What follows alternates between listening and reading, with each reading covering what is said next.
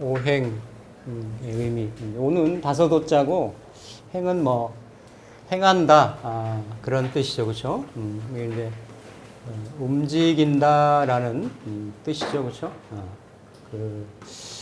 이게 이제 한자를 찾아보면 이게 이제 자축거리며 걸을 척자, 자축거리며 걸을 척. 이게 이제 뭔가 규율과 질서를 갖추면서 이렇게 이제 운행하는 모습, 이렇게도 얘기를 합니다. 그래서 이게 이제 설문회자에 보면 옛날 고자에는 행자를 이렇게 썼어요. 이렇게. 그러니까 뭔가 사방으로 이렇게 움직이는 그러한 모습을 행이라 썼는데 이제 그 행이 5가지다. 5가지다. 이렇게 얘기를 한 거죠. 그러니까 이게 이제 동양이 이제 크게 썸해서 보면 이게 이제 변화를 다루는 학문인데, 동양학이. 그러니까 이제 사실은 역사적으로 보면 본래 이제 음양이 있었고, 음양가, 예전에는 오행가 이렇게 있었어요. 있었고, 음양에서 이렇게 사상에서 팔괘로 이렇게 간 게 이제 뭐 주역이나 육효나 역학 계통으로 주로 이렇게 간 거고, 그러니까 오행가가 있기는 했었지만 이제 오행에, 그러니까 태소음양의 사상 중에서 이 노자도덕경이나 뭐 자평인전에 봐도 이 충기에 의해서 이렇게 토가 생겼다, 이렇게 얘기를 합니다. 그러니까 본래 뭐 물리적인 뭐 그런 측면에서 이렇게 보면 물리학적인 이렇게 이제 수화 운동을 하는 거죠. 수화 운동이 기적인 운동인데, 그러니까 이게 여기서 뭐 이걸 뭐 이렇게 빅뱅이라고도 하고 여러 가지 말로도 이렇게 얘기를 합니다. 그러니까 더할 나위 없이 우주의 에너지가 압축하고 수렴하고 응축하고 이러다 보면 그 안에서 어떤 반발작용, 반대작용에 의해서 우주가 뭐 어디에서 이렇게 생긴 게 아니라 뭐 그때는 뭐 이렇게 순차적으로 펼쳐졌다 이런 얘기도 하는데 그냥 동시에 생겼다라는 거지. 동시에. 뭐 그러면서 지금도 막 팽창하고 있다고도 얘기를 하는데, 그래서 수화 운동을 이렇게 쭉 하면서 이거는 이제 보통 수화 운동을 기의 운동이라고 얘기를 하고, 기의 운동을 얘기를 하고, 수에서 화로, 화에서 수로 이런 운동성이 이제 지속이 되다 보면 이 사이에 물질 운동이, 물질이 생긴다라는 거예요. 목이 생기고 금이 생성이 된다라는 거죠. 그러면서 이게 수화목금이, 그러니까 사실은 이 에너지의 그 어떤 변동 현상을 보면 사행이 맞죠. 사행. 그래서 화토동법이라는 얘기가 나온 거거든요. 화하고 토를 같이 보는 거야. 그러니까 구체적으로 드러나는 모습은 사행인 거지. 지상에서도 사계절이잖아요. 사계절인 거야. 근데 이런 사행이 그 변화 현상을 드러내고 어떤 구분될 수 있게끔 하고 하는 그 기본 무대, 터전, 바탕이 토가 된다라는 거지. 그러니까 현실적으로는 예를 들어서 이게 뭐 목성이나 화성이나 수성이나 금성인데, 이러한 행성들이 뭔가 이 지구라고 하는, 지구를 곤이라고 얘기를 하잖아요, 그렇죠? 이 토의 에너지를 방사를 하기 때문에 그 에너지를 받아들여주는 터전이 된다라는 거예요, 터전. 그래서 본래 본질적인 측면에서의 에너지를 따질 때는 그냥 그러니까 허공에 뭔가 에너지가 방사가 되면 그 무형의 공간에 방사가 되면 그건 아무런 변화가 안 일어나는 거예요. 근데 그 에너지를 받아들여 줄 수 있는 그 실체를 드러낼 수 있는 배경, 터전, 토대, 무대, 이게 토라는 얘기지. 이게 있기 때문에 결국은 이 수화목금도 에너지도 제대로 작용을 한다라는 거예요. 근데 이거를 끌어다가 명리로 쓸 때는 오행이라고, 그 중에 토의 작용력을 그대로 추출을 해서 천간에서는 무기토로, 지지에서는 진술충미토로 끌어다 쓰는 거예요. 근데 어쨌든 무기토나 진술충미토는 기본적으로 토의 속성을 성향을 가지고 있기 때문에 이런 목화금수를 드러내주고 품어주고 구분해주고 양육하고 길러주고 품어주고 하는 그런 성향들을 다 가지고 있다는 거예요. 중계자, 중매자, 매계자 이런 성향이. 그래서 크게 보면 음양을 볼 때 그래서 토는 중이다. 이렇게 얘기를 하는 거죠. 그래서 토까지를 포함을 해가지고 오행이다 얘기를 하는 거고 오행을 천간으로 구분을 하면 십행이 되는 거고 지지로 내리면 십이지지가 되는 거고 십천간 십이지로 되는 거고 그러니까 그래서 음양 오행 십천간 십이지지 이렇게 구분이 되는 거예요. 이게 중간에서 음양까지 음양 근데 그 주역 같은 데서는 사상으로 간 거지. 사상으로 가고 8괴를 가고 64괴를 가고 384회로 384? 374? 384회로 가고 뭐 조시영님 같은 경우는 4096으로 가고 이렇게 이렇게 분파되는 그런 현상을 표현을 한 거고 근데 그거 사이에서 또 상수로도 수리로도 분파가 됐고 한 갈래는 이 유김이나 이런 사주명리 같은 경우는 뭔가 음양이 분파돼서 현실에 작용하는 그러한 구조주의, 어떤 그 반응하는 작용 기제 이거를 캐치하는 도구. 저는 이거를 이제 취상이라고 얘기를 하는데 이게 다 심볼이잖아요. 아니 갑에 뭐가 있어? 갑에. 근데 갑을 가지고 갑에 들어가 있는 여러 가지 의미들, 심볼릭한 요소들을 끌어내가지고 그걸 어때요? 그 글자를 가지고 있는 그 에너지를 갖고 나온 사람들한테 대입을 해서 그 사람의 운명이나 본질을 어때요? 추론하는 거잖아요. 그리고 미래의 어떤 이런 변화도 예측을 하는 거고, 그렇죠? 그래서 이거는 오행도 뭐 이런 육효라든지 이런 데 들어가 있습니다.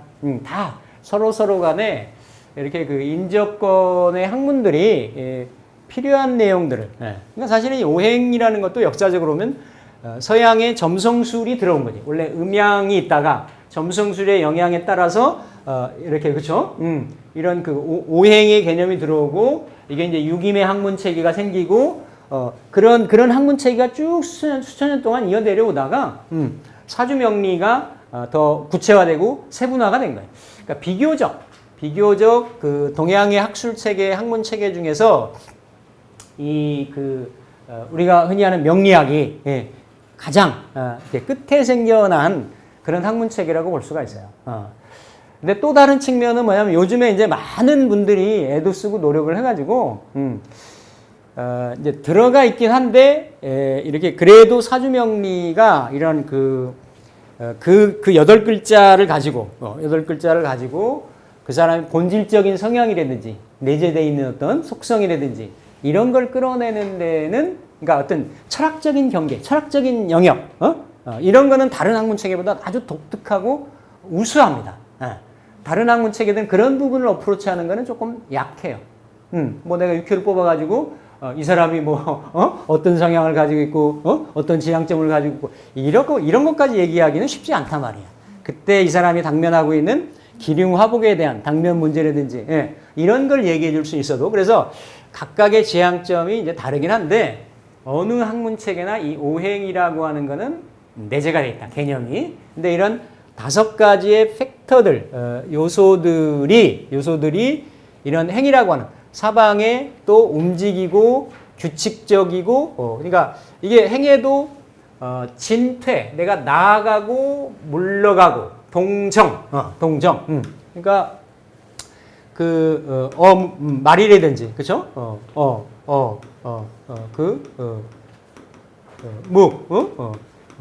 내가 말하고 침묵하고 동하고 움직이고 고요하고 그렇죠?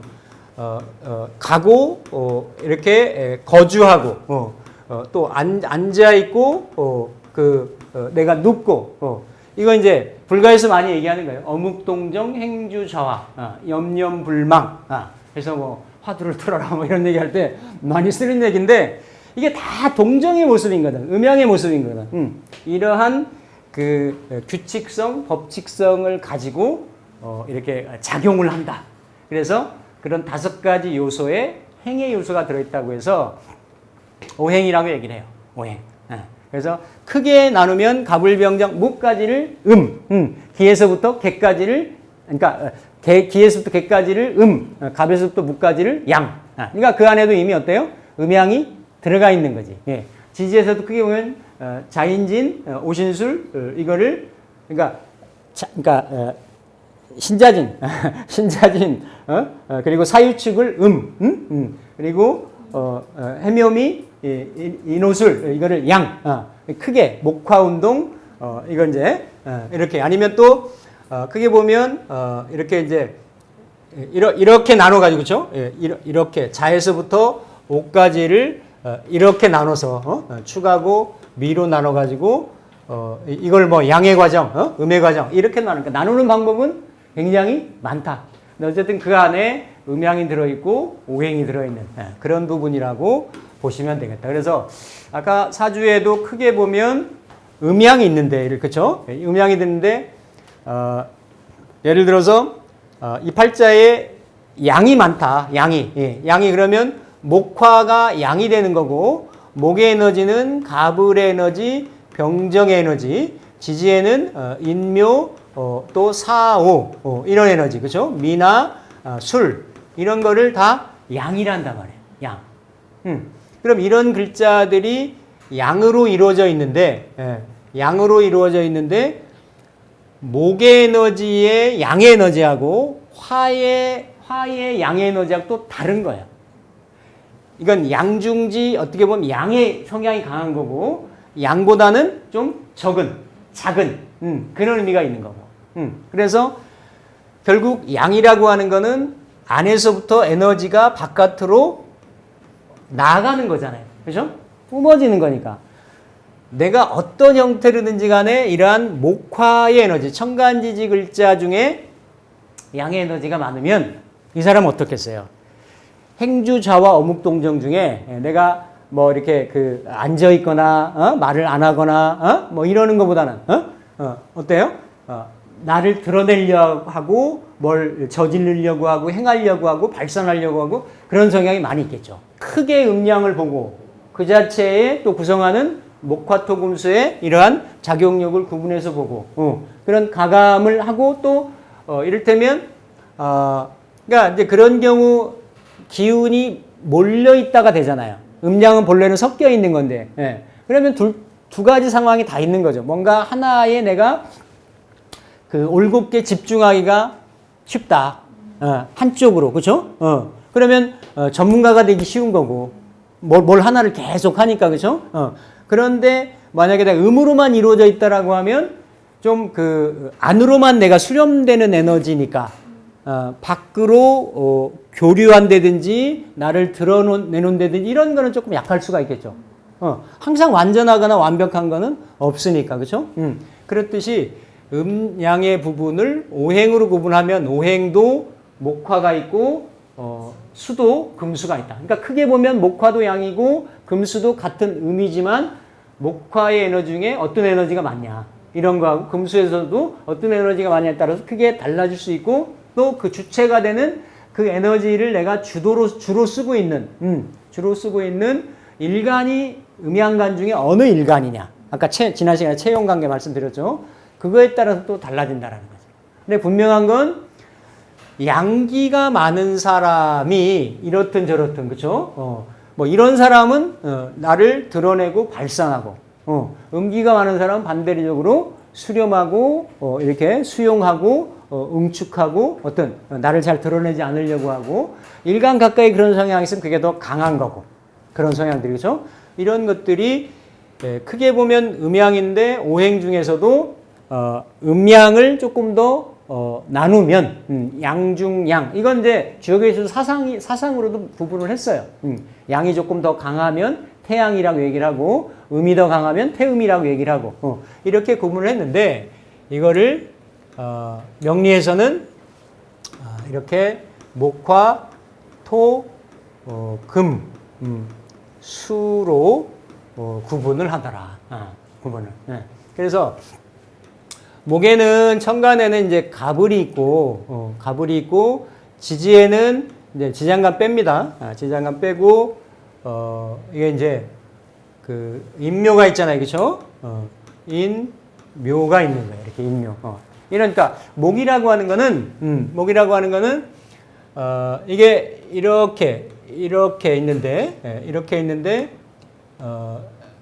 있는데 그러니까 이 풀이 그 땅에다가 이렇게 그 뿌리를 내리려고 하는 형상인 거야. 풀초가. 또 이렇게 땅 속에서 뭔가 이렇게 땅 위를 뚫고 이렇게 나오려고 하는 이런 상인 거죠. 이게 가지고 있는, 즉 뭔가 생하고 시작하고 출발하고 이런 에너지들이 어디 들어있냐면 목인 거예요. 목. 목은 이게 봄이잖아요, 그렇죠? 봄이고 인이란 말이야. 그러니까 목은 파릇파릇 돋아나는 생기, 새싹. 물론 이걸 따지면 가불목이 다르고 인묘목이 다른 거예요. 통칭해가지고. 그러면 그러한 성향이 이러한 가불이나 인묘목을 목의 에너지를 팔자 내에 내가 가지고 있다. 이게 또 많으면 이게 묘인데 어때요? 묘가 예를 들어서 해묘미하고 같이 결합을 했다든지 인이 있는데 인묘 진으로 돼 있다든지 이런 목이 많은 거야. 그렇죠? 그러면 이러한 목의 성향이 더 강한 게 되는 거죠. 이걸 내가 간목일간으로 태어났다. 아니면 을목일간으로 태어났다라고 하면 그냥 봄을 생각하시면 돼요. 봄에 얼마나 할 게 많아. 하고 싶은 게 많아. 꽃구경도 가야 되고, 뱃놀이도 가야 되고, 농부는, 이렇게 씨앗도 심어서 농사도, 지어야 되고, 이게 해 뜨고 뭔가, 이게 살인문도 되거든. 문 열고 나가서 뭔가 그 농경사회는, 문 밖을 나가가지고 뭔가를 시작하고 출발하는 때란 말이에요. 아니, 해가 왜 뜨겠어요? 뭔가 만물을 비치고, 태양빛을 골고루 줘가지고 뭔가를 키우려고 하는 거잖아요. 그러한 모습들이 있어요. 그러니까 뭘 희망적이다, 어린아이다. 그러니까 점점 또 잘하잖아요. 위에서 밑에서부터 잘하는 형국인 거고. 그러니까 이런 목기가 많은 사람들은 어때요? 생동감이 있지. 뭔가 시작도 잘하고. 근데 또 조급하기도 하겠지. 아직 열매를 맺으려면 여름하고 가을을 가서 열매가 맺어져야 되는데. 그러니까 좀 뭔가 좀 끈기가 좀 부족할 수도 있겠지. 그렇죠? 대신에 생명을 지향하니까, 생기를 지향하니까 어떻다라는 얘기예요? 어진 마음이 있는 거예요. 뭔가 이렇게 먹이고 키우고 보살피려고 하는. 그러니까 예를 들어 가불목이나 인묘목을 이거를 식상으로 쓴다. 그럼 임계수일간이란 말이에요. 임계수일간이 식상을 쓰면 그대로 물을 나무에 초목에다 물을 줘가지고 어때요? 초목을 키우는 형상이니까. 초목을 키운다라는 건 뭐예요, 이거는? 미래 세대 꿈나무를 키우는 게 되잖아. 그러니까 내가 가르치는 일도 되고, 유경도 되고, 어떤 활인도 되고, 그런 일들에 어때요? 잘 맞다라는 거죠. 그러면서 기획이나 국리나, 또 목이라고 하면 막 잘하는 거니까, 그죠? 잘하는 거니까 사람 몸에서도 막 잘하는 게 있잖아요. 이런 모발 같은 거. 목은 또 어떤 게 흐름, 혈류의 흐름, 피의 흐름, 이런 거니까 신경도 되는 거고. 또 이런 목 중에서도 간목은 내리면, 그러니까 천간의 목의 모습이 다르고 지지의 목의 모습이 다르단 말이에요. 갑으로 올라갔으니 갑을병장할 때 다 얘기합니다. 갑을 할 때는 내가 천간의 갑에서부터 갑을병장 무기경신 임계 중에 첫 번째라는 거야. 첫 번째. 그러니까 첫 번째라는 거는 몸에서도 머리고, 그렇죠?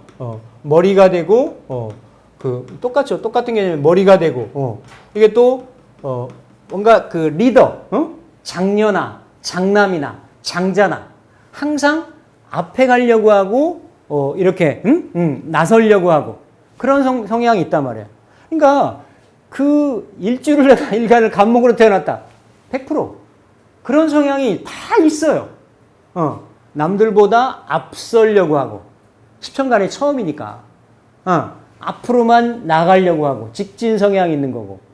그러니까, 갑을목이 다른 거죠, 성향이. 그러니까, 같은 목에 뭔가 이렇게 그, 시작하고 하고, 이렇게 확장하고 출발하고, 이런 에너지들의 속성은 비슷한 성향이 있는데, 그런 방식은 또 다른 거지. 갑목이 다르고, 을목이 다르고. 그런데, 어쨌든 이렇게 초목이 뿌리를 내리고, 뭔가 생출지상.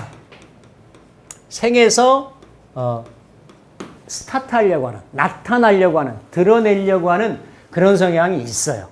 그걸 내가 일간으로 갔느냐, 아니면 또 일간과 관련성에 의해서 나머지 글자들도 있을 거 아니에요, 그렇죠? 거기다가 옷을 입히는 거야. 그 옷을 입히는 게 십성으로 입힐 수도 있고, 생극으로 입힐 수도 있고, 십이신살로 입힐 수도 있고, 십이운성으로 입힐 수도 있고, 그렇게 입히지만 본질적인 목이 어디 가지 않는다라는 거지, 이 사람이. 그게 다 다른 거죠. 그러니까 이게 우리가 팔자 공부를 할 때 십성으로만 공부하면 문제가 있어요.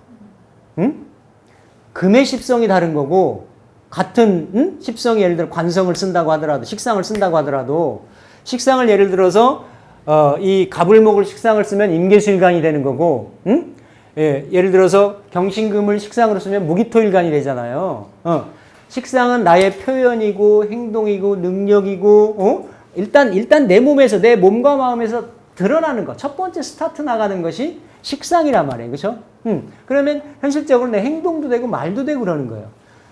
말을 뭔가 이게 생명을 키우는 에너지가 되잖아. 임계수일간이 이걸 만약에 목으로 쓴다라고 하면, 일간이 있으면 내가 그런 성향이 있는 거고, 내가 첫째가 되려고 하고, 뭔가 드러나려고 하고, 내세우려고 하고, 앞으로 나가려고 하고. 근데 이거를 내가 일간이 갑을목을 식상으로 쓴다. 그러면은 그렇게 뭔가, 그죠? 어진 거를 지향하고, 이런 성향이 있단 말이에요. 근데 이거를 만약에 경신금으로 쓴다라고 하면, 경신금은 이미 수렴 기운이란 말이지. 이게 목화 토를 지나서, 봄, 여름을 지나서 가을로. 왜냐면 자연의 입장에서는 봄, 여름에 키웠던 거를 가을에 거두어 들여야 다음 농사를 준비할 수가 있어요.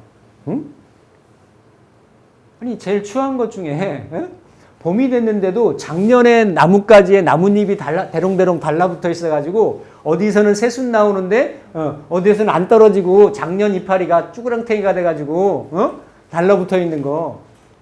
그게 나무에서도 언젠가 떨어지겠지만 나무에서 본 게 추한 모습이란 말이에요. 마치 뭐와도 같냐면 이미 은퇴 시기가 60, 70, 80이 돼서 이미 낙엽이 되고 거름이 돼줘야 되잖아. 그런데도 새싹들 올라오고 있는데 그거 안 떨어지겠다고. 얼마나 추한 모습이에요. 그러면 안 된다라는 거야. 전 시간에도 말씀드렸지만 자연의 모습에 어떻다? 순응해야 되는 거예요.